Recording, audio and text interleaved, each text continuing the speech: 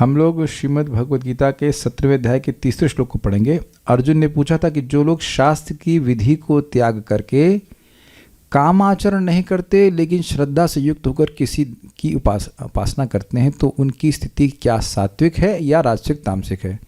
तो उसमें भगवान ने दूसरे श्लोक में क्या कहा था, 3 प्रकार की श्रद्धा होती है। श्री भगवान उवाच त्रिविधा भवति श्रद्धा देहिनां सा स्वभावजा सात्विकी राजसी चैव तामसी चेति ताम शृणु। श्री भगवान ने कहा श्रद्धा 3 प्रकार की होती है।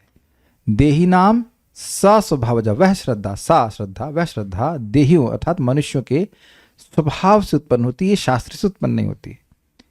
क्या होते हैं इसके भेद, सात्विकी राजसी और तामसी, और उनके बारे में तुम सुनो।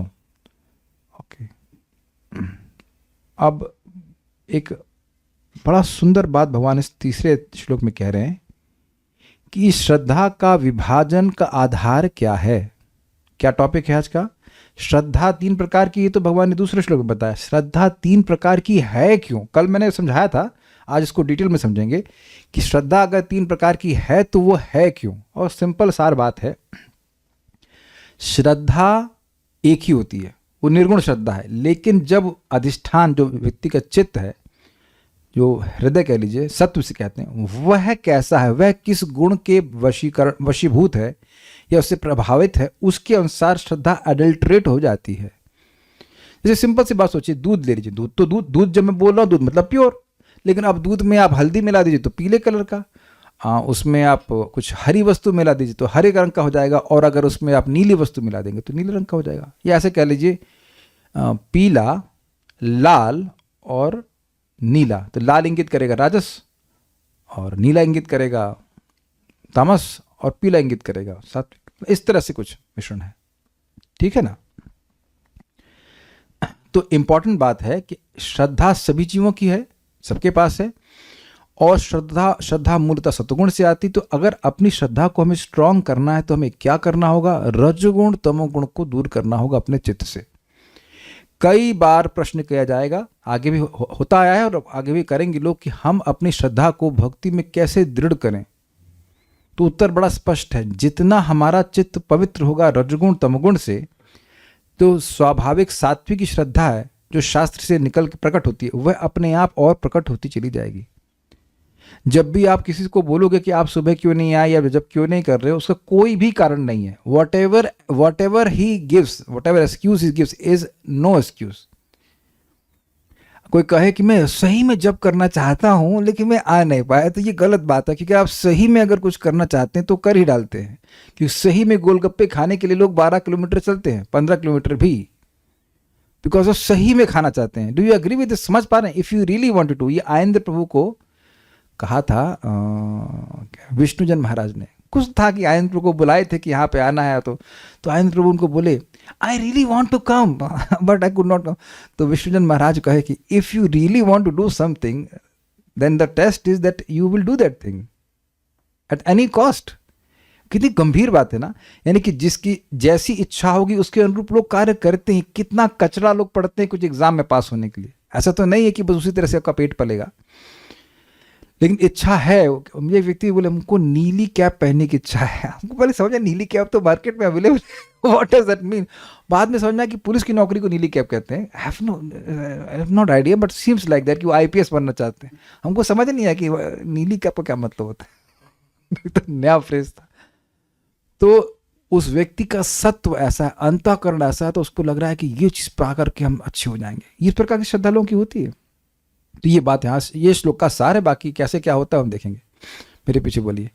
सत्वानुरूप सर्वस्य श्रद्धा भवति भारत। सत्वानुरूप सर्वस्य श्रद्धा भवति भारत। श्रद्धामयोऽयं पुरुषो यो यश्रद्धः स एव सः। श्रद्धामयोऽयं पुरुषो यो यश्रद्धः स एव सः। सत्वानुरूप सर्वस्य श्रद्धा भवति भारत। सत्वानुरूप सर्वस्य श्रद्धा भवति भारत। श्रद्धामयोऽयं पुरुषो यो यश्रद्धः स एव सः। श्रद्धामयोऽयं पुरुषो यो यत् श्रद्धः स एव सः। बोलिए।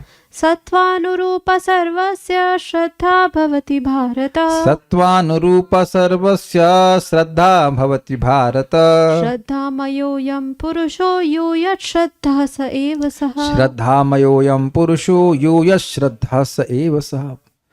इस बार जब मैंने इसका अन्वय देखा तो श्लोक के और भी कुछ मीनिंग्स क्लियर हुए। हे भरतपुत्र, कौन भरतपुत्र है? अर्जुन, ओके। लेकिन भरत के पुत्र तो नहीं है, वो तो पांडु के पुत्र हैं, मलद भरत वंश, ठीक है। विभिन्न गुणों के अंतर्गत अपने अपने अस्तित्व के अनुसार मनुष्य एक विशेष प्रकार की श्रद्धा विकसित करता है। अस्तित्व मतलब एग्जिस्टेंस। यहां पे अस्तित्व का मतलब है हमारा अंतःकरण, ठीक है।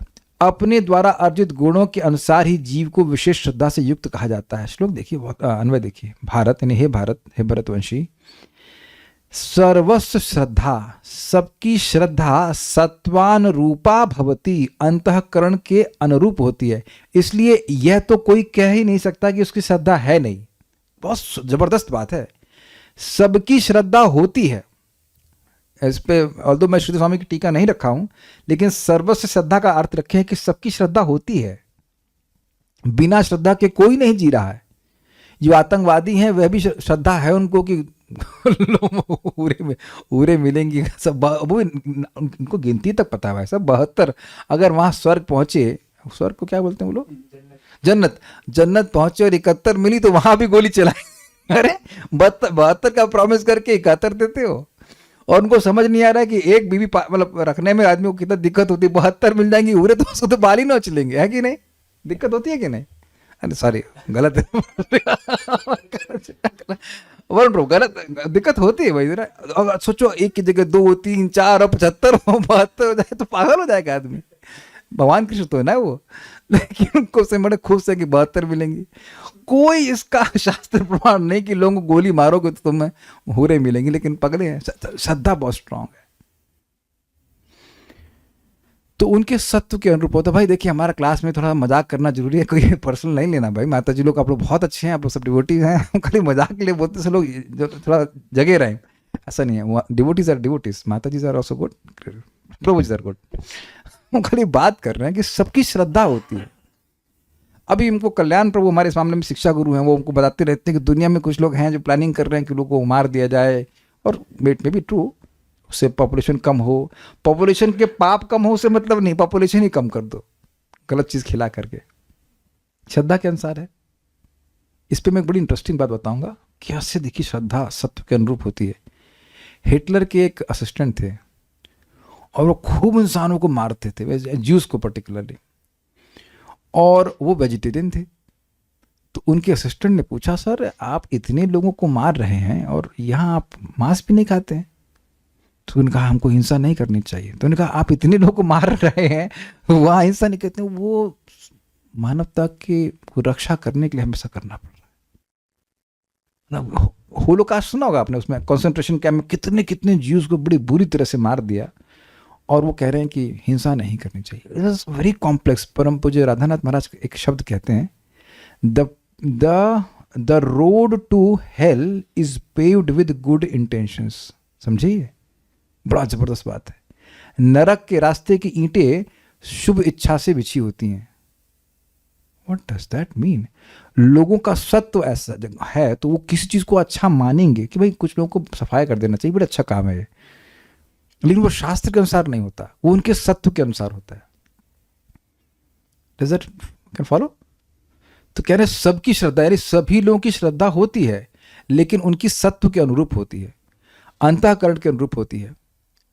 अयम पुरुष, यह पुरुष जो जीव के बारे में बोल रहे हैं, श्रद्धामय श्रद्धावान है। यह यानी जो व्यक्ति, यश श्रद्धा, जैसी पूज्य वस्तु में श्रद्धावान है, सह वह व्यक्ति भी सह एवं वैसा ही है। मतलब देखिए, अगर वह कोई देवता की पूजा कर रहा है, देवता मीन्स डेमी गॉड, तो देवता सतुगुणी है तो उसका चित्त भी सतुगुणी है, वो फ्रीक्वेंसी मैच कर रही है, क्योंकि देवता की पूजा करने वाले के गुण उसमें आने लगते हैं। यक्ष राक्षस जो हैं वो रजोगुण में है, तो रजोगुणी लोगों को वैसे लोग पसंद आएंगे, और उनकी सेवा करने से, उनकी पूजा करने से वो गुण उनके सत्व में आने लग जाएगा। क्या समझ पा रहे हैं बात? और जब वह किसी भूत प्रेत की पूजा करते हैं, वो लोग तमोगुण में हैं, और उनकी पूजा करने से वो जो तमोगुण है वह उनके चित्त में आने लगेगा।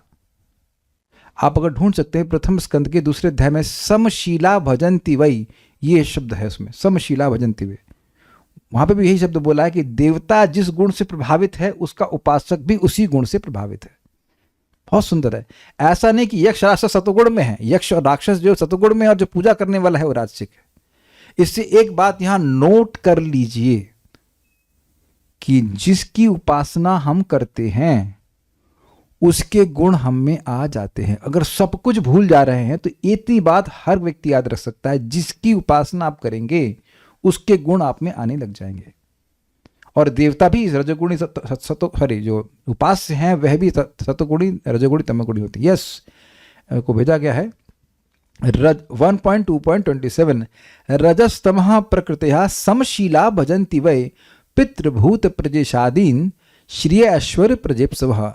रजस्तमस की प्रकृति वाले लोग समशीला भजन्ति वै, निश्चित ही ऐसे ही गुणों वाले देवताओं की उपासना करते हैं जो रजोगुण और तमोगुण की प्रकृति के हों।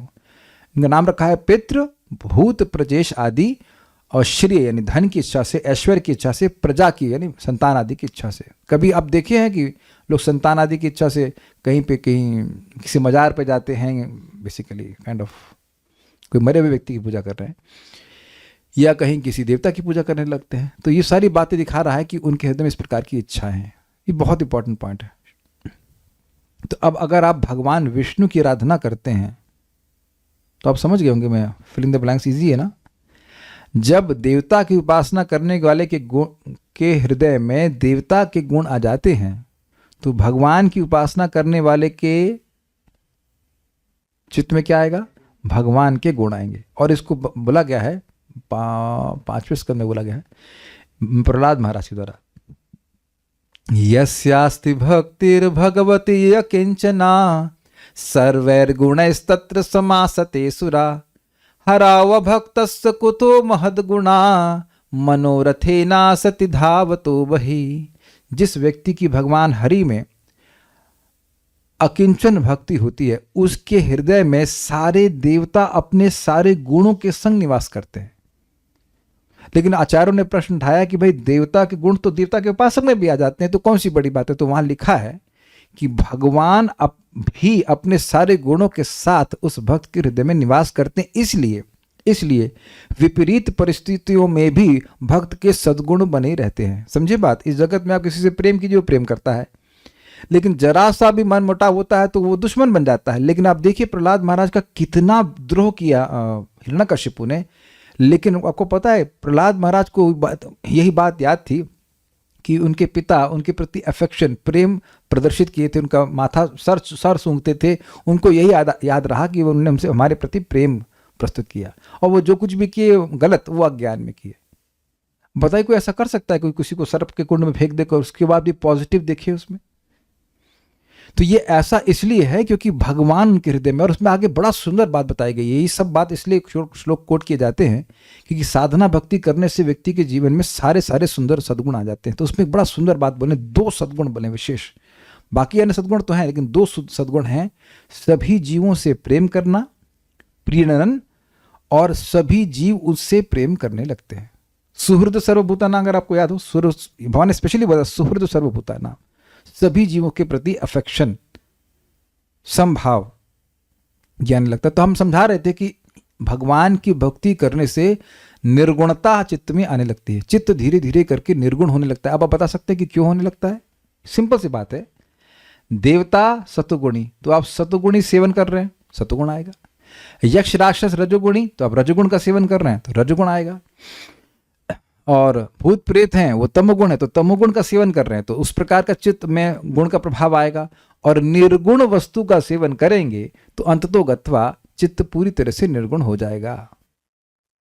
अभी बहुत बढ़िया बात है क्योंकि व्यक्ति का चित्त चाहे कैसा भी हो, अगर भक्तों की संगत में आकर उसको बस एक क्वालिफिकेशन, उसको भगवान की कथा अच्छी लगने लग गई, भाई साहब गेम ओवर फिनिश। वो निर्गुण वस्तु करने का सेवन करने का चस्का लग गया, वो बार बार निर्गुण वस्तु सेवन करेगा। अब वो चाहे रजोगुणी हो, चाहे तमोगुणी हो, चाहे सतोगुणी, चाहे कुछ भी हो, वो सब खत्म कर देगा। निर्गुण वस्तु का काट कोई गुण नहीं कर सकता है। This is very hope giving my dear devotees, very hope giving. हम लोग चाहे किसी भी अवस्था में हो, निर्गुण वस्तु का सेवन वहीं से कर सकते हैं। भगवान का नाम उच्चारण कर रहे हैं, प्रसाद ग्रहण कर रहे हैं और कथा, ये तीन चीज प्रमुख हैं। श्रवण कीर्तन, ऑब्वियसली एनर्जी चाहिए तो प्रसाद तो ये निर्गुण वस्तु का सेवन कर रहे हैं। मैं आगे नहीं बढ़ रहा हूँ, इसी को बार बार मैं जो है जोर दे रहा हूँ इस बात पे कि आप निर्गुण वस्तु का सेवन कर रहे हैं। आपको अनुभव हो या ना हो, लेकिन निर्गुण वस्तु का सेवन कर रहे हैं। तो वो निर्गुण वस्तु यानी भगवान का किसी प्रकार से भक्ति हो रही है तो वह आपको, आपके हमारे हृदय को निर्गुण बना देगी और वहां पर निर्गुण श्रद्धा को स्थापित कर देगी। ये सब श्लोक से सीखने वाली बात है, क्योंकि सत्वानुरूप सर्वस्व, सत्वानुरूप सत्व के अनुरूप सर्वस्व सभी की श्रद्धा होती है। भवती मतलब होती है भारत। श्रद्धामय अयम पुरुषो, यह पुरुष यानी कि यह जीवात्मा श्रद्धामय, श्रद्धा से युक्त है। It's very interesting. श्रद्धामय, व्हाट डज दैट मीन? अच्छा, मैं आपसे पूछूंगा सिंपल क्वेश्चन, सूर्य तेजमय है, इसका क्या मतलब है? सूर्य में तेज है, सूर्य तेज प्रकाशित करता है। अच्छा, सूर्य में और क्या है? तेज ही है बस। हाँ, अब आपने कैच किया। श्रद्धा तेजमय है सूर्य, तेज से पूरित। Very nice. तेज से ही बना हुआ, उसमें पानी तो कुछ नहीं है। What is श्रद्धामय? And this is interesting. अगर उस अर्थ में हम समझें कि यानी कि हर जीवात्मा श्रद्धा से ही बना हुआ है, उस अर्थ में समझे तो इट्स वेरी इंटरेस्टिंग। और श्रद्धा का दूसरा अर्थ भी विचार कर लीजिए। क्या है श्रद्धा का दूसरा अर्थ? इच्छामय। हर क्षण जीव की कोई ना कोई इच्छा रहती भी है, लेकिन वो इच्छा किसके अनुसार होती है? सत्व के अनुरूप होती है। अनुरूप का मतलब क्या होता है? हाँ, और थोड़ा विचार कीजिए। अनुरूप, अनु मीन्स फॉलोइंग, अनुरूप मीन्स रूप। श्रद्धा का रूप उसके सत्व के अनुरूप होता है, हु बहू। समझते हैं? जैसे आप जो लोग जूम पर देख रहे हैं, वो मेरा शरीर है, उसके अनुरूप एक यहां पे छवि है, वह स्क्रीन पे आ रही है। कुछ समझ रहे हैं मेरी बात? तो जैसा अंतःकरण है हु बहू, शब्द समझ रहे हैं? हु बहू वही चीज श्रद्धा के रूप में हो रही है। यानी कि अगर हम समझें कि ये व्यक्ति का अंतःकरण पवित्र है, वह कैसे समझेंगे? उसकी श्रद्धा के अनुसार।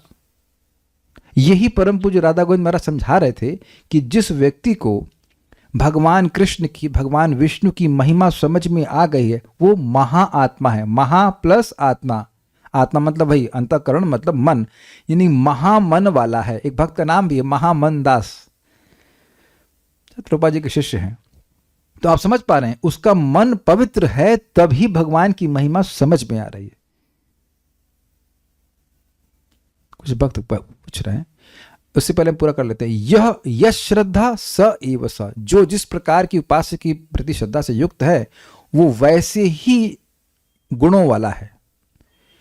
जैसे हनुमान जी एंड शिव जी भगवान की भक्ति में निरंतर लगे रहते हैं, तो उनकी उपासना करने वाले में ये गुण क्यों नहीं आते हैं? और अच्छा प्रश्न है। तो हनुमान जी और शिव जी को किस रूप में पूछते हैं आप? भगवान के भक्त के रूप में।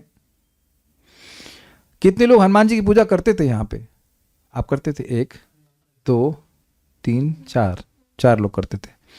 अच्छा, अरे और भी बढ़ रहे हैं लोग। ओके, सभी लोग इसी में लगे। अच्छा ठीक है, ये अच्छा प्रश्न किया गया। मैं आपको बहुत रहस्यमय बात बता रहा हूं, आप लोग स्वयं इसके प्रमाण हैं। आपने कहा कि हनुमान जी और शिव जी जो भगवान की सेवा में लगे रहते हैं, उनके गुण क्यों नहीं आते? आप कहां ये प्रश्न कर रही हैं? गीता क्लास में। तो क्या लगता है शिव जी नहीं सुन रहे हैं? शिव जी ने ही तो गीता महात्म्य में बोला है पार्वती जी को। अरे हम तो अभी तक 17वें अध्याय का महात्म्य बोले ही नहीं, भूल गए। लेकिन गीता का महात्म्य शिव जी ही बोले हैं ना पार्वती जी को। तो इसका स्पष्ट मतलब है खाली महात्म्य नहीं बोलते हैं, गीता भी बोलते होंगे। पार्वती माता जी बोलते हैं कि भाई महात्म्य बोल रहे हैं, कुछ ये तो बताइए कि किसका महात्म्य है। तो स्पष्ट है कि शिव जी को भगवत गीता पसंद है। अग्रीड? तो जिसने प्रश्न किया आपको गीता पसंद है, यस तो बोलो भाई। उम्मीद है कि हाँ पसंद है, पढ़ा भी रही है शायद किसी को, तो पसंद है। तो पसंद है तो आगे ना गुण। शिव जी को भगवान कृष्ण पसंद हैं, आप भी पसंद हैं, तो आ गया कि गुण नहीं कि नहीं आया? भगवान, अच्छा हनुमान जी को तो गीता बहुत खराब लगती होगी, ये हनुमान के पास से बताइए। नहीं, अच्छी लगती है, तो हनुमान जी को भी भगवान का यश अच्छा लगता है, तो हनुमान जी का गुण आ गया कि नहीं आ गया? अब मैं, ये तो मैंने सीधे उत्तर आपके सामने प्रमाण से दे दिया। अब एक और गोही बात है, अगर शिव जी के पास कोई व्यक्ति सकपट भाव से पूजा करता है तो उसे भक्ति नहीं देते, जैसे कि वृकासुर। लेकिन निष्कपट भाव से शिव जी की पूजा करता है तो उसको भगवान की भक्ति में ला देते हैं। आप जानते हैं कि शिव जी के पास एक ब्राह्मण गया था, सरल सा ब्राह्मण था, कहा मुझे सबसे अच्छी वस्तु दीजिए, तो क्या जाओ सनातन गोस्वामी से मांगो। तो उन्हें वैष्णव का पता बता दिया, फिर उसको आगे जाकर के हरे कृष्ण मंत्र सनातन गोस्वामी से प्राप्त हुआ। तो शिव जी तो स्वयं भक्त हैं, तो वो स्वाभाविक सी बात है कि उसको वो किस प्रकार से पूजे जाते हैं, अगर देवता के रूप में पूजे जा रहे हैं उस पर भी निष्कपट भाव से, तो वह भक्ति में लेके आएंगे ही। आप भी शिव जी की पूजा करते थे, आपने शिव जी से क्या प्रार्थना किया था? You said that you wanted some teacher, spiritual teacher, is it not? You told me. वेदवादिनी बता रही हैं कि मतलब इनके शिव जी की पूजा करती थी तो उनको स्पिरिचुअल टीचर चाहिए था, भक्तों का संगत चाहिए था। एक्चुअली भक्तों का संगत भी नहीं चाहिए था, आपने आध्यात्मिक गुरु के बारे में मांगा, देखिए भक्ति कर रही हैं, दीक्षा भी हो गया, तब कैसे नहीं शिव जी देते हैं? मांगे तो सही। ओके, ठीक है, तो ये बिल्कुल स्पष्ट हो गया कि शिव जी के अनुसार शिव जी गुण आता है। लेकिन अगर अब अगर वृक्कासुर की तरह प्रार्थना कर रहा है उनकी पत्नी का हरण करने के लिए, तो उसका तो नाश हो जाएगा। ठीक है, हनुमान जी से भगवान राम की भक्ति कितने लोग मांग रहे थे जो हनुमान जी की पूजा करते थे? तो आप देख लीजिए कि आपका दोष नहीं है, कुछ सुना ही नहीं है, एक्चुअली कोई अवेयरनेस ही नहीं होती हनुमान जी, ये भी नहीं क्लिक करता कि हनुमान जी किसकी भक्त है। राम भक्त है तो क्लिक क्यों नहीं करता? तो राम राम क्यों नहीं बोलते? अब तो आप बोल रहे हैं, लेकिन वैसे सामान्यतः जो लोग हनुमान जी की पूजा करते थे, आप देखेंगे उस समय कुछ सोचने का अवकाश नहीं था, हनुमान चालीसा पढ़ ली खत्म कहानी, ऐसे तो होता। हाँ, बल के लिए बुद्धि के लिए करते हैं, तो भगवान दे दिए ना बुद्धि, हनुमान जी दे दिए, जाओ जाके गीता सुनो। कहाँ पाठ करेंगे तो भगवान की भक्ति मिलेगी। अच्छा, सुंदरकांड में लिखा है कि अगर ऐसा करेंगे तो भगवान की भक्ति मिलेगी, लेकिन क्या भगवान की भक्ति के लिए करते? मुझे याद है हमारे नाना जी रिटायर हुए थे, 1991 की बात है, तो सुंदरकांड हुआ, उसमें हम सोते रहे, लेकिन कोई बताया ही नहीं कि भगवान की भक्ति मिलेगी, कुछ भी नहीं बताया उसने। लिखा है तो बता क्यों नहीं रहे हैं? तो इसका मतलब है कि कुछ नहीं, सुंदरकांड की गलती नहीं है, लेकिन अंडरस्टैंडिंग की तो गलती है ही ना। एनीवेज, पॉइंट इज दैट कि उस शास्त्र को ठीक से समझते नहीं है, और वो शास्त्र भी एक क्या कह सकते हैं उसको, पार करो, हाँ, पाठ की तरह करके चले जाते हैं, ये बात है। ठीक है, ओके। गीता भूषण टीका, यद्यपि श्रद्धा सत्व गुण की वृत्ति है, तथापि बद्ध जीव का अंतःकरण होने के कारण यह श्रद्धा 3 प्रकार की हो जाती है, क्योंकि इस अंतःकरण का स्वभाव ही होता है कि वह तीनों गुणों के संस्कारों को धारण करता है। ये मैं हाईलाइट कर रहा हूं यहाँ पे भाई साहब। हमारा जो मन है या हमारा जो अंतःकरण है, मन नहीं कहूंगा, मन भी इसमें इंक्लूडेड है, वो कैच करता है, जो भी चीज पे अपने मन को फोकस करते हैं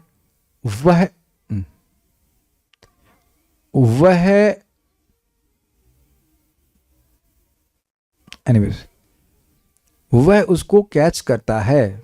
कभी कभी आप देखते होंगे कि कुछ चीज़ों को हमने सुना, अगर कोई फर्क नहीं पड़ता, और जब करने बैठे तो देखा वो संस्कार मन में प्रकट होने लगता है। बहुत पहले कभी कुछ खाया था, ये कुछ देखा था, ऐसे आपने कुछ देखा और उसकी संस्कार मन में पड़ जाता है, और फिर हम देखते हैं, हम जब करते समय देखते हैं वो अपने से बाहर आने लगता है। क्या ऐसा कभी आप लोगों से नहीं हुआ? काफी बार ऐसा होता है। यानी कि जिन जिन वस्तुओं का, व्यक्तियों का या स्थितियों में हम जा रहे हैं और वो जिस जिस गुण से बनी हुई हैं, उसका संस्कार हमारे मन पर पड़ता है। वी कैन नॉट से कि संस्कार नहीं पड़ता। It's very very nice, very very nice in the sense कि अगर हम भगवान का नाम जप कर रहे हैं, भगवत गीता पढ़ रहे हैं, मान लीजिए कुछ बात नहीं भी समझ में आ रही, फिर भी सुन तो रहे हैं ना, संस्कार बन रहा है। आप लोगों को कभी अपने बचपन की बातें याद आती हैं?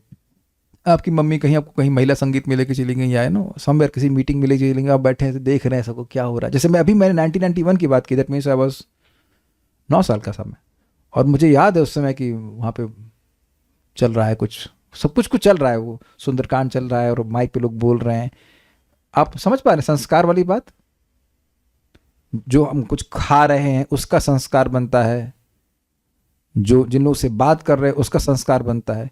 तो और उस संस्कार के अनुसार हमारा सत्व ट्रांसफॉर्मिंग है। मैं ये कहना चाहता हूं, सत्व जो हमारा अंतःकरण है वह निरंतर परिवर्तनशील है। उस बात पे निर्भर करता है कि हम किस चीज का सेवन कर रहे हैं। इसलिए मैं इस बात को हाईलाइट कर रहा हूं, इसका स्वभाव है, you can not avoid it. तो व्यक्ति को बड़ा ध्यान रखना होगा कि रजोगुणी तमोगुणी चीजों का संस्कार मन में ना डाले, क्योंकि अंतःकरण को परिवर्तन करेगा। इसीलिए भक्त लोग समझाते हैं इस बात को, कोई कहे कि मैं संगति कर रहा हूं और मुझ पर फर्क नहीं पड़ रहा, ये मूर्खता है।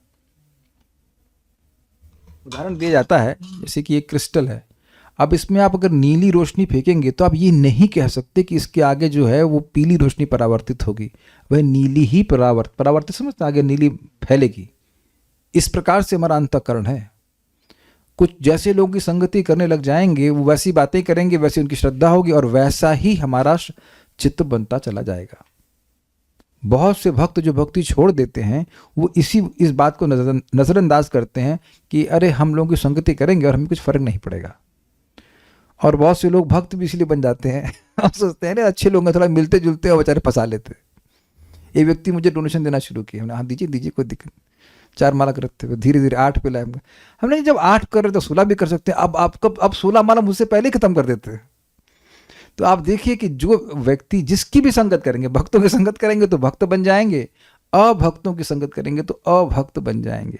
दिस इज वेरी इंपॉर्टेंट, स्वभाव। इसलिए अंतःकरण का विश्वास कभी नहीं करना चाहिए, कभी नहीं करना चाहिए। हमने कहा महाराज इसका क्या मतलब है? तो परम पूज्य राधा नहीं क्या नाम महाराज का, ना महाराज जी के, राधा महाराज जी के छोटे भाई राधा रमण महाराज, परम पूज्य राधा रमण महाराज को पूछा महाराज इसका क्या मतलब है? ये 5वें स्कंद में आया कि ऋषभ देव जंगल में चले गए, तब भी अपने मन का विश्वास नहीं किए। तो कहीं क्या मतलब है इसका? परमहंस अवस्था को प्राप्त कर गए। हमने कहा महाराज क्या मतलब? कहते हैं देखिए अब कोई व्यक्ति ब्रह्मचारी है, बहुत सालों से ब्रह्मचारी है, और दिल्ली से कहीं कांग्रेगेशन से एक न्योता आया कि भाई शादी में आ जाइए, अपनी प्रेजेंस से उसको मतलब क्या कहते हैं पवित्र कीजिए। तो अब ये नहीं सोचना चाहिए कि भाई वहाँ हम तो साल से ब्रह्मचारी हैं और वहाँ जाएंगे और कुछ प्रभाव नहीं पड़ेगा। यहाँ तक कि आप 3रे स्कंद में देखेंगे कि जब क्या नाम है उनका, करदम ऋषि की 9 लड़कियों की शादी हो रही थी, तो ब्रह्मा जी 4 कुमारों के संग आए थे उससे पहले बातचीत करने के लिए। तो जब शादी का समय हुआ तो ब्रह्मा जी 4 लड़कों को लेकर चल दिए अपने। ब्रह्मचारी क्या काम? तो what I am trying to say कि अंतःकरण में स्वभाव है संस्कार को ग्रहण करने का, तो प्रयास करना चाहिए कि पॉजिटिव संस्कार बने, नेगेटिव संस्कार नहीं बने। ठीक है,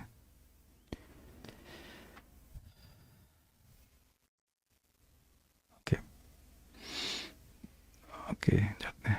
नोट, अब इसको समझ लीजिए अंतःकरण क्या है। यहां अंतःकरण का अर्थ सूक्ष्म आंतरिक इंद्रिय है जो मन, बुद्धि, मिथ्या अहंकार और चित्त से बना हुआ होता है। देखिए मन आप जानते हो, बुद्धि जानते हो, मिथ्या अहंकार भी जानते हो, चित्त क्या होता है? श्रीमद् भागवतम के 3रे स्कंद में वर्णन किया गया, चित्त मीन्स दूषित चेतना, इसको चित्त कहते हैं। और ये अंतःकरण को थोड़ा समझने का प्रयास कीजिए। करण मतलब होता है उपकरण, सुना होगा आपने, एग्जैक्टली इंस्ट्रूमेंट। तो ये एक हमारे बाह्य करण है, बाह्य इंस्ट्रूमेंट हैं जो आपको दिखते हैं, हाथ, पाँव, आँख, कान इत्यादि। और एक अंतःकरण है। आप जानते हैं कि कान तब तक कार्य नहीं कर सकता जब तक अंतःकरण यानी मन भी उसमें न लगा हुआ हो। ये तो सब जानते हो, कई बार व्याख्या कर चुके हैं। मन कहीं और है, मैं कुछ बोल रहा हूं तो आपका कान उसको ग्रहण नहीं करता। तो यानी एक बाहर का सेंसरी इनपुट है और अंदर से भी कैचिंग डिवाइस है। सब लोग समझ रहे ना, उसको अंतःकरण कहा जाता है। ये बात है। तो ये 4 चीजों से बना हुआ होता है। अब इसमें एक अद्भुत बात यह है कि ये है एक वस्तु, लेकिन 4 रूप से कार्य करने के कारण फंक्शनल डिफरेंस है। अब ये आप कंफ्यूज हो जाएंगे, ये क्या मतलब है? जैसे मैं कहूँ कि ये क्या है, तो कहें क्रिस्टल है। अगर मैं इसको रेकी के लिए यूज़ करता हूँ तो ये हीलिंग क्रिस्टल है। अगर मैं पेपर पे रख दूँ तो ये पेपर वेट है। अगर किसी को मारें तो ये अस्त्र बन जाएगा, तो चोट लग सकती है किसी को। तो भी एक ही वस्तु 3 तरह से कार्य करी ना, अस्त्र की तरह, पेपर वेट की तरह, नाम भी आप अलग रख रहे हो और फंक्शन भी अलग है, और एक हीलिंग क्रिस्टल, और उसके बाद अगर गले में लटका रहे तो पेंडेंट। 4 हो गए कि नहीं? समझ आया कि नहीं आया कुछ समझ? ठीक है। तो वस्तु एक ही है लेकिन अलग अलग फंक्शन होने के कारण उसका नाम मन रखा गया है, बुद्धि रखा गया है, मिथ्यांकार और चित्त रखा गया है। ये आप आगे और डिटेल में तीसरे स्कंद में भी सुनेंगे। तो अगर आप इसको महाप्रभु की शिक्षाष्टकम से लिंक करें तो कुछ समझ में आ रहा है। चेतो दर्पण मार्जनम, चित्त रूपी दर्पण का जो मार्जन होता है यानी सत्व का मार्जन होता है, तो व्यक्ति को जो निर्गुण श्रद्धा है वह अपने आप प्रकट होती है। तो उससे आप भगवान के नाम से भी लिंक कर लीजिए। भगवान का नाम हमारे चित्त को पवित्र करता है और उसके द्वारा हमारी निर्गुण श्रद्धा जो भगवान में सहज श्रद्धा है वह प्रकट होने लगती है। ये भी क्लियर हो गया। यह अंतःकरण इन 3 गुणों से भरा हुआ होता है और इसी के अनुसार सभी जीवों की श्रद्धा प्रकट होती है। सतोगुण, कुछ प्रश्नों को बाद में लूंगा, पहले समझा देता हूं। सतोगुण प्रधान अंतःकरण की श्रद्धा सात्विक होती है, यानी जिस अंतःकरण में सतोगुण का आधिक्य है। जैसे मैंने एग्जाम्पल दिया कि रूम में हम लोग बैठे हैं, पीली रोशनी कर दी जाए तो रूम कैसा दिखता है? पीला पीला दिखता है। लाल कर दिया जाए तो लाल दिखता है। जैसे आप लोग देखे होंगे वो फोटोग्राफर्स की क्या होता है, वो डेवलपमेंट लैब होती है, पहले हुआ करती थी, अब तो शायद सब नहीं होता है। तो उसमें लाल लाल रोशनी रहती थी, पता नहीं क्यों, लेकिन ऐसे रहती थी। समझ रहे हैं उदाहरण आप?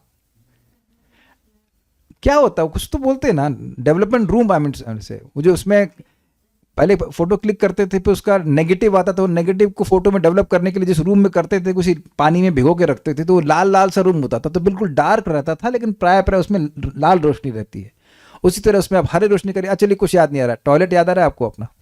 पुराने ज़माने में जब एलईडी के बल्ब नहीं होते थे तो उसमें 0 वॉट के बल्ब लगाते थे, तो आपका बाथरूम में पीला लगा दिए तो पीला बाथरूम, नीला लगाए तो नीले से प्रभावित, और हरे से लगाए तो हरे से प्रभावित। अब तो समझ में आ गया होगा।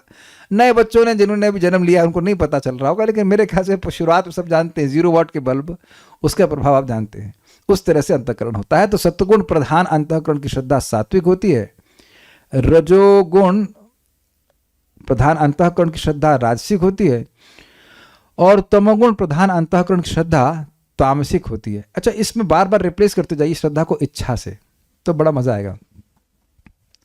सतोगुण प्रधान अंतःकरण की इच्छा सात्विक होती, सात्विक इच्छाएं होती हैं, ज्ञान की तरफ आकर्षित होगा या देवता की तरफ आकर्षित होगा, उसकी सेवा करने की इच्छा होगी। रजगुणी लोग राजसिक होंगे, राजसिक इच्छाएं होंगी, और तमोगुणी लोग तामसिक इच्छा से युक्त होंगे। ऐसा सामान्य व्यक्ति जो उपासक है और एक उपास्य की उपासना करता है, वह तीनों में से किसी एक प्रकार की पूजा करता है, अर्थात देवता सतोगुणी, यक्ष यानी कि रजोगुणी, अथवा प्रेत आदि यानी कि तमोगुणी आदि की उपास्य के गुणों से युक्त उपासक बन जाता है, अर्थात देवता के गुण उसके उपासक में भी आने लगते हैं।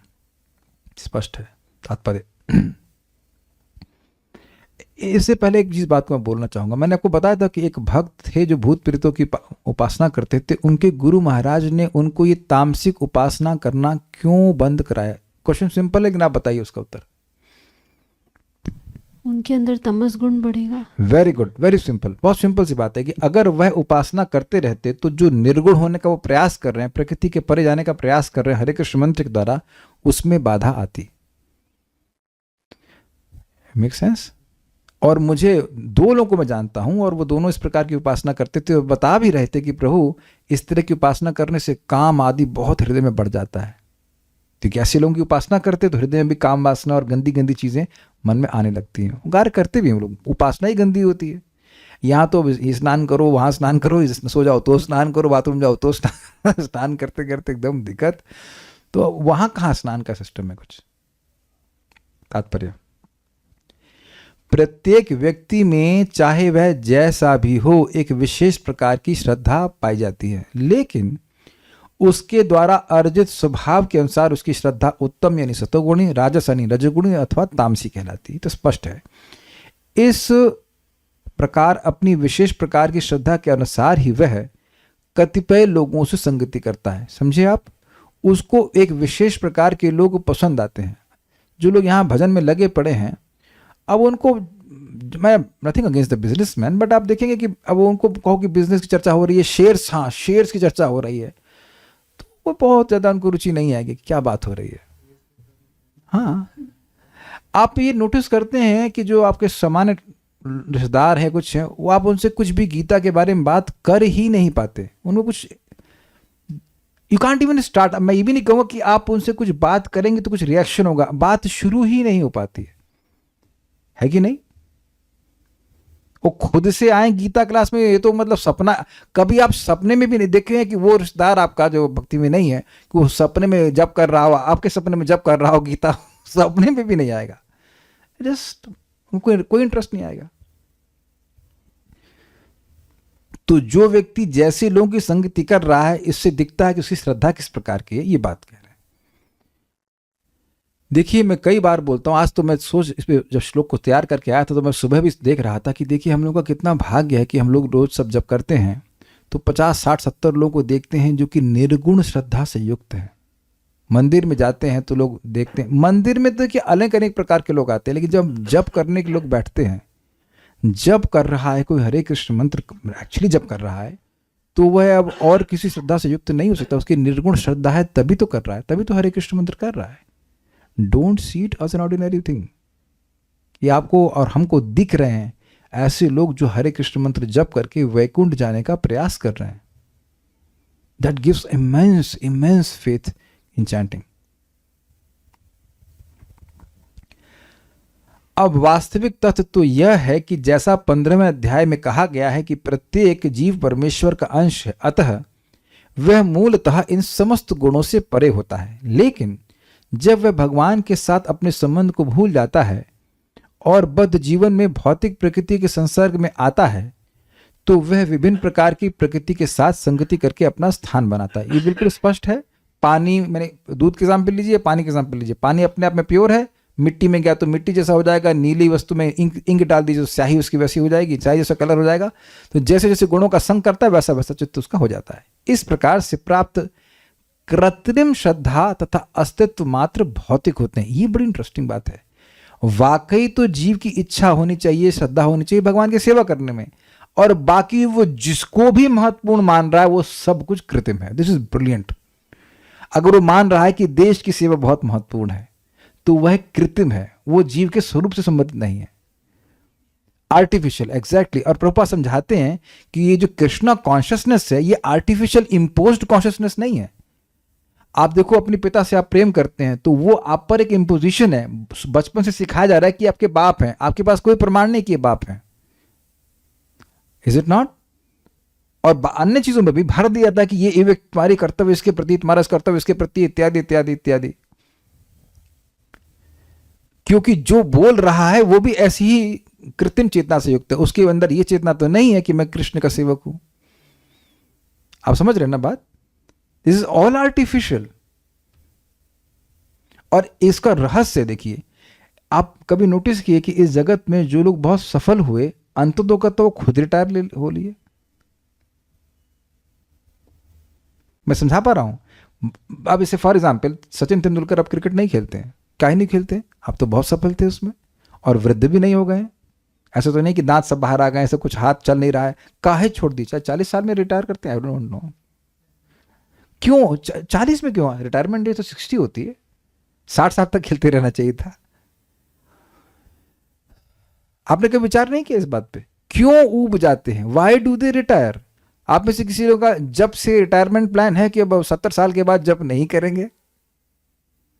तो क्योंकि कृत्रिम आरोपण है, इस कारण से व्यक्ति संतुष्ट नहीं होता है उन कार्यों को करने में। बड़ी इंटरेस्टिंग बात है।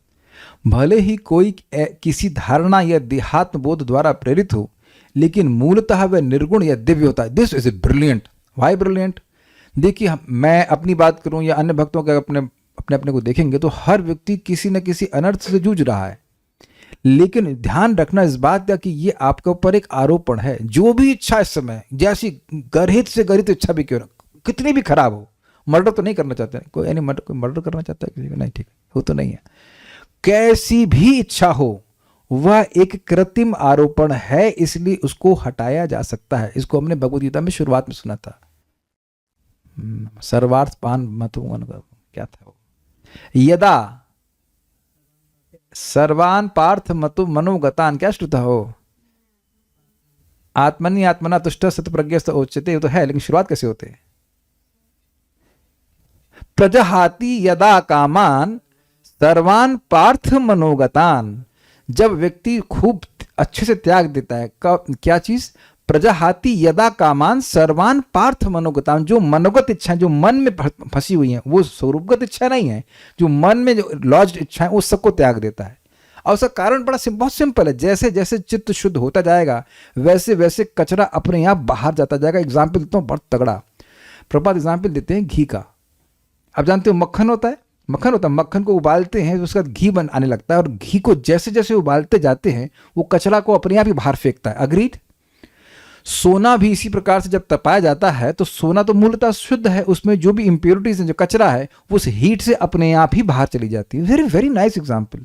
तो अपने जब भी मन में आए कि हमारा हृदय में जो भी इच्छाएं हैं वो कैसे पवित्र होंगी, हरे कृष्णा कृष्णा कृष्णा हरे हरे, हरे राम राम राम हरे हरे, वो करते जाएं। वो प्रोसेस ऐसा है कि व्यक्ति के हृदय से इच्छाओं को अपने आप ही गायब करता है।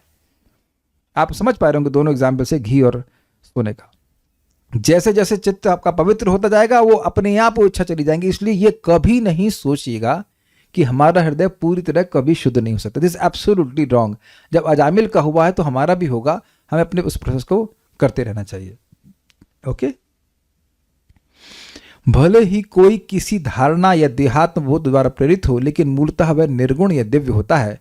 अतएव भगवान के साथ अपना संबंध फिर से प्राप्त करने के लिए उसे भौतिक कल्मश से शुद्ध होना पड़ता है। बिल्कुल स्पष्ट है।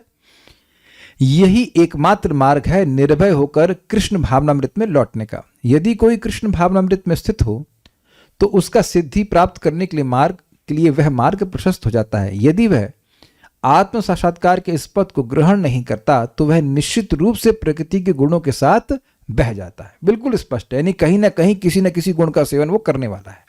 इस श्लोक में श्रद्धा शब्द अत्यंत सार्थक है। श्रद्धा मूलतः सत्वगुण से उत्पन्न होती है। मनुष्य की श्रद्धा किसी देवता, किसी कृत्रिम ईश्वर या मनोधर्म में हो सकती है। मनोधर्म का मतलब उस कल्पना कर लिया है कि हम इसकी सेवा करेंगे और इस प्रकार से हम सुखी हो जाएंगे। लेकिन प्रबल श्रद्धा सात्विक कार्यों से उत्पन्न होती है। किंतु भौतिक बद्ध जीवन में कोई भी कार्य पूर्णतः शुद्ध नहीं होता, वे सब मिश्रित होते हैं। वे शुद्ध सात्विक नहीं होते हैं।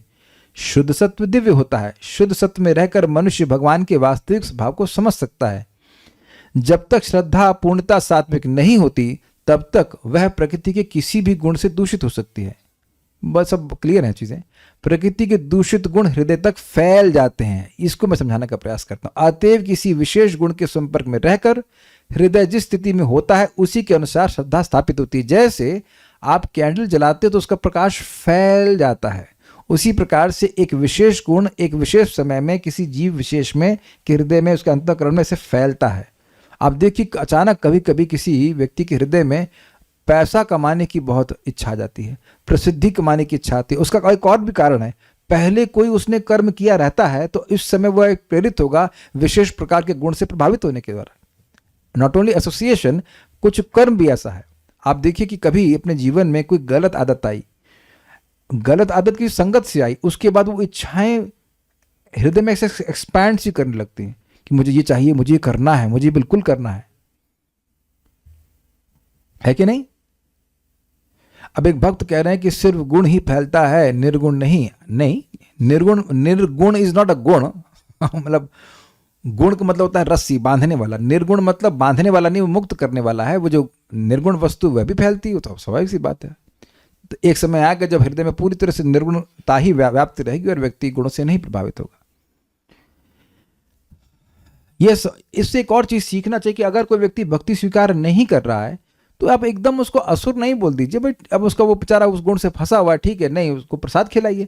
कम से कम प्रसाद खाएगा तो कुछ सत्व शुद्ध होगा, उसका सत्व मतलब अस्तित्व यानी अंतःकरण शुद्ध होगा, तो आगे जाके भक्त बन जाएगा। तुरंत आप उसको असुर नहीं बोलते, उसको समझ ही नहीं आ रही बात आपकी।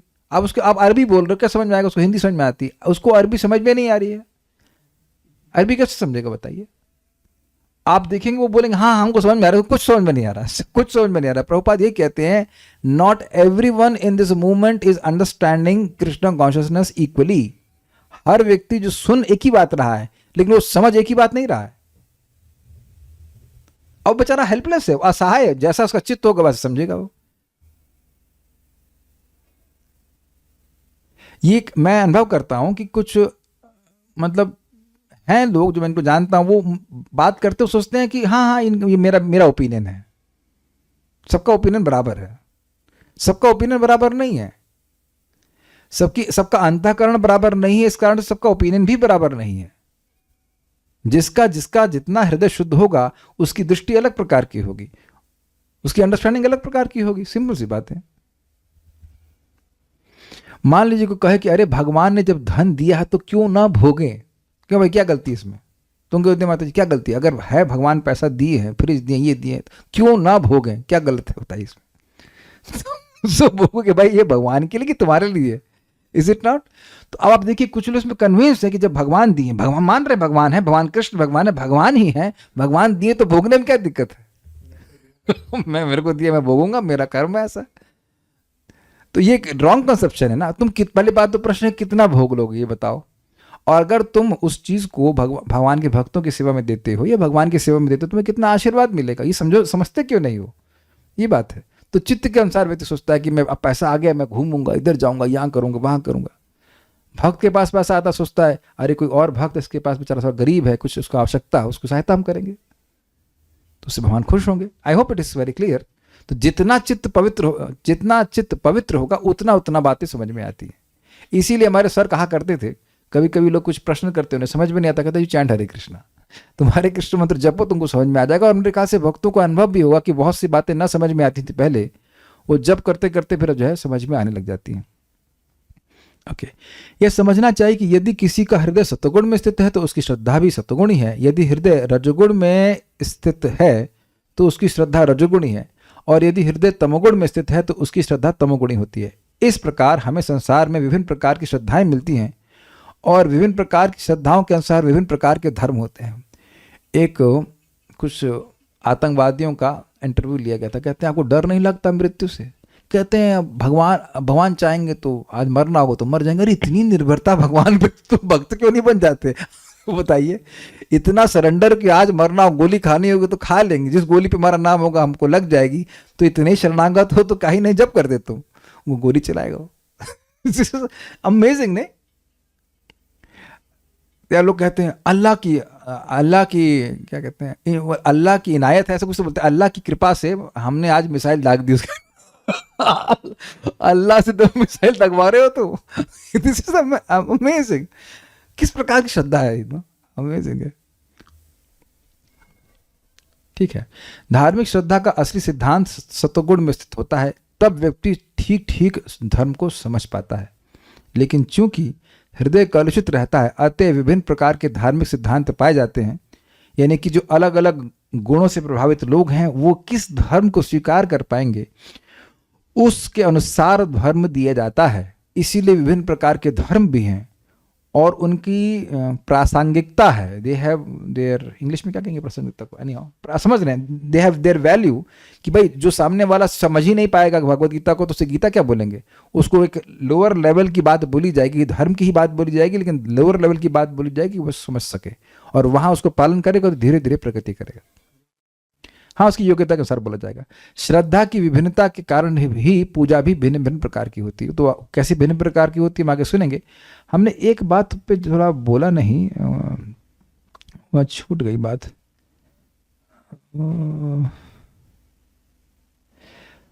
वहां प्रपात बीच में बोले हैं कि बहुत जब हम खूब आध्यात्म सत्वगुणी कार्य करते हैं, हाँ ये 11वें पेज पे, लेकिन प्रबल श्रद्धा सात्विक कार्यों से उत्पन्न होती है। दिस पॉइंट पे मैं बोलना चाहता हूं। देखिए ये बहुत बड़ा सूत्र हम लोग को मिल रहा है। क्या सूत्र मिल रहा है? प्रबल श्रद्धा अगर हम जागृत करना चाहते हैं तो हमारे दिन में दिन प्रतिदिन जिन कार्यों में बहुत अधिक सत्वगुण भरा है, सत्वगुण का प्रोटीन भरा हुआ है, तो उसको जरूर ग्रहण करना है। सत्वगुण का इंजेक्शन लेना है। तो आप समझ रहे हैं, तदा रजस्तमो भावा काम अलोभादयश्चेत चेतेर एतिर नाविदम सतम सत्वे प्रसिद्धि। कृष्ण कथा, भगवान की कथा, श्रीमद् भागवतम, भगवद गीता, ये प्रबल सात्विक कार्य है। भगवान का नाम जप, जप तो विशेष रूप सात्विक कार्य। राजसिक लोग हैं उनके लिए जप करना है बड़ा मुश्किल होता है, बहुत ऐसा लगता है नीचे जो तवा है वो गर्म हीट कर दिया गया, बैठ नहीं सकते हो, बड़ा मुश्किल है। ये तो जुगम की वजह से आसान हो गया, नहीं तो जप करने में लोगों को नानी याद आ जाती, बहुत मुश्किल हो जाता है लोगों के लिए करना। तो ये एक बहुत इंपॉर्टेंट बात है। श्रद्धा मूलतः सतोगुण से आती है और आप सात्विक कार्यों से श्रद्धा को, अपने चित्त में सतोगुण को बढ़ाएंगे। सात्विक सेवन मतलब भगवत संबंधी ऐसे कार्यों को करने से हमारी श्रद्धा बहुत बढ़ती है। तो हर व्यक्ति जो भक्ति में प्रगति करना चाहता है, क्योंकि भक्ति में प्रगति का मतलब ये श्रद्धा का विकास है, उसको सात्विक कार्यों को हर दिन अधिक से अधिक करना चाहिए। इस हियरिंग एंड चैंटिंग इसीलिए सबसे ज़्यादा प्रगति व्यक्ति के श्रवण कीर्तन के द्वारा होती है, क्योंकि इसका प्रभाव आपके चित्त पर तुरंत होता है कि नहीं। अब मैं कुछ प्रश्नों को ले लूँगा। एक भक्त, हम नाम तो नहीं रख रहे, लेकिन अभी नहीं दिख रहे हैं तो इसलिए हम बोल रहे हैं। वो दिखी नहीं माता जी, तो हम उनके पति को पूछे क्या हो गया, आज क्यों नहीं आए, बीमार हैं कि क्या है। तो वो मायके गई हैं और वहाँ पे जप अलाउड नहीं है। हमने कहा पाकिस्तान चले गई पाकिस्तान में घर है क्या।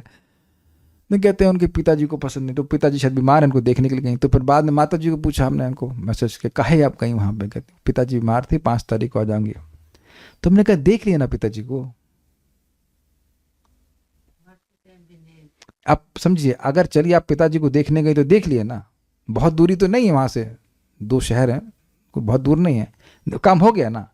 अब वो आपके काम में बाधा आ रही है ना। हर दिन जब आप भक्तों की संगति में आकर भगवान के बारे में सुन रहे हैं, आप अपने चित्त में सतोगुण को व्याप्त कर रहे हैं और फिर श्रद्धा बढ़ रही है। तो आपका तो नुकसान हो रहा है ना कि पिताजी सुनने नहीं दे रहे हैं। पिताजी खुद नहीं सुनेंगे, उनकी जो भी वटेवर ड्यू रिस्पेक्ट जैसी श्रद्धा है, और वो आपको भी नहीं सुनने दे रहे हैं। तो ये तो विवेक रखना चाहिए। मैं इसलिए एग्जाम्पल दे रहा हूँ कि विवेक को एक दिन भी नहीं छोड़ना चाहिए। Why should we lose for 1 day.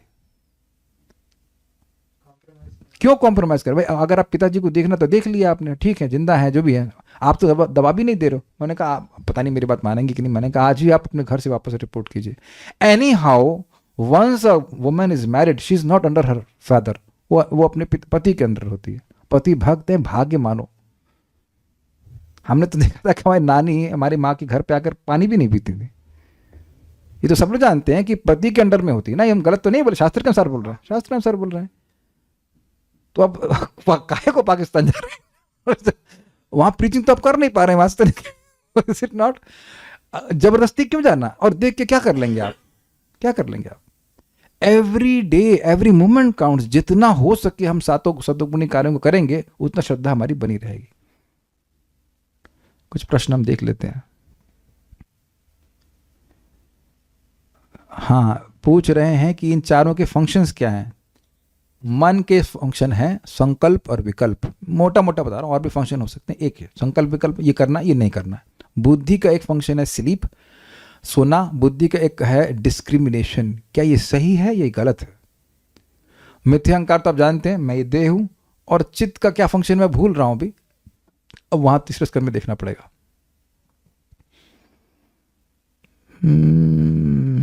गुण फैलता है, निर्गुण नहीं, मैंने व्याख्या कर दिया था। केवल सतोगुणी श्रद्धा ही प्रबल होती है, मीन्स फिक्स्ड। हाँ, जैसे जैसे व्यक्ति देखिए सतोगुण में आगे बढ़ेगा, वो चीज़ों को यथावत देख पाएगा। जैसे सिंपल सी बात है, जगत दुखमय है, आदमी सुन लेता है, कहता है ना कहाँ बहुत सुख है। एक बार सलाइन चढ़ने तो सलाइन चढ़ने पर मालूम चल जाता है कि कितना दुख है, अभी तक दुख रहा है। Is it not? नहीं, मैं कोई प्रार्थना नहीं कर रहा हूँ, लेकिन जिन लोगों की भी सलाइन चढ़ा हुआ जानते हैं बहुत कष्ट है भाई। सुबह से शाम तक आदमी मर रहा है और उसके बाद खाने का तक खुद बोलते अरे भैया मरने की फुर्सत नहीं है, खाने की फुर्सत है, तुम सुखी कहाँ हो ये बताओ। तो ये है ना, मैंने बताया था, एक हमारे रिश्तेदार थे, उनको कोलाइटिस था, शुगर था, ये था, एक बार एक्सीडेंट हो चुका है, 13 फ्रैक्चर हो गए थे, ये मैंने कहा ठीक है हम तो संतुष्ट हैं। फिर दिस इज कॉल्ड इग्नोरेंस। जब प्रीचिंग करते हैं उस टाइम नॉन डिवोटी से बात करना पड़ता है, तो उस टाइम कैसे उनका संग ना लें, अपना संग दें। तो उत्तर बड़ा स्पष्ट है, आप वहाँ उनका एसोसिएशन ले नहीं रहे हैं। प्रसाद देने से तो ना हम बर्बाद हो जाएंगे। प्रसाद उनके हाथ का बना हुआ खाना खाने से दिक्कत आएगी। आप भगवान की बात बोलेंगे तो आप बचेंगे, उनकी बात सुनने लग जाएंगे तो फिर दिक्कत होगी। अंतःकरण मटेरियल है कि स्पिरिचुअल है? देखिए, मन, बुद्धि, मिथ्यांकार और चित्त, ये तीनों ही मटेरियल हैं, लेकिन जो कॉन्शियसनेस है आत्मा की वो स्पिरिचुअल है। तो ये तो स्पष्ट है। बाकी चीज़ों को डिटेल में तीसरे स्कंद में पढ़ेंगे। So I think this is done, will stop here. हाँ, एक और लास्ट चीज़ है कि अगर आपको लग रहा है कि कोई व्यक्ति भक्ति स्वीकार नहीं कर पा रहा है, then don't preach to him, just give him prasad and let the prasad work. वो इस जन्म में कुछ नहीं है, अगले जन्म में कुछ होगा, ठीक है। जस्ट डोंट पेस्टर समझते हैं, जब परेशान मत कीजिए, ठीक है। एटलीस्ट वो गुडविल तो रखे कम से कम, अब अच्छे जेंटलमैन। अब हर बार ए माला कर रहा है कि नहीं, ए माला कर रहा है, वो चिढ़ जाएगा। प्रसाद दीजिए, ठीक है। वो नहीं समझ में, मेरा ये पर्सनल भी अनुभव है और मैंने पढ़ा भी है। Do not try to create interest, try to catch interested people. आप में से एक व्यक्ति बताइए यहाँ पे जो उपस्थित, उसको पीछे लग करके यहाँ क्लास में लाया गया है, प्लीज रेज हैंड्स। एक भी व्यक्ति यहाँ पे ऐसा नहीं है। लोगों का जिनकी रुचि होती है वो अपने आप आते चले जाते हैं, उनको अच्छा लगता जाता है, क्या कर सकते हैं। और जिनकी नई रुचि होती है उनको just be good to them, उनको आए लीजिए लड्डू खाइए, खाइए वो खाइए, आगे जाके उनको पुण्य फलीभूत होगा तो अपने आप भक्ति में आएंगे। उन लोगों पे फोकस किया जाए जो लोग भक्ति करना चाहते हैं। जो नहीं करना चाहते उनका पीछे लगने की क्या जरूरत है। उनको अलग तरह से पीछे लगिए, उनको भगवान का नाम दे दीजिए, या थोड़ा सा माला प्रसाद दे दीजिए, लाइक दैट, ठीक है। Will stop now. Shrimad Bhagavad Gita की जय, श्रील प्रभुपाद की जय, निताय गौर प्रेमानंदे।